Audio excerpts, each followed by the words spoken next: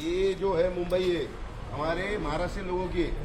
सब लोग बाहर से आए, पेट भरो, अच्छी तरह से रहो, लेकिन तुम लोग बाहर से आके इधर दादागिरी करोगे। मराठी लोग मच्छी खाएगा क्या, मटन खाएगा क्या, सब्जी खाएगा, तुम लोग नहीं सिखाने का। बोलता डोंगी बोलता हाँ, कोई सिखाने का नहीं।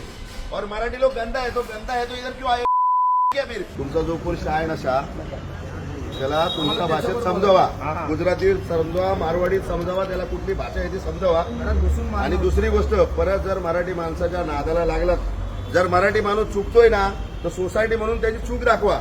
पण 2-4 जण मराठी जर ह्या घरा बिल्डिंग मध्ये राहतात आणि तुम्ही सगळे जर एका समाजाचे म्हणून दादागिरी करत असाल, सांगतोय तुमच्याकडे पैसा आहे, सगळं आहे, ताकद दाखवाल। थांब 1 मिनिट।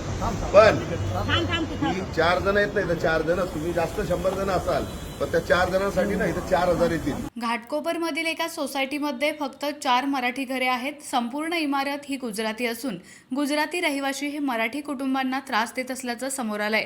मराठी माणसे घाणेरडी आहेत, मच्छी खातात असे कारण सांगून त्यांना खालच्या दर्जाची वागणूक दिली जात असल्याचं समोर आलंय।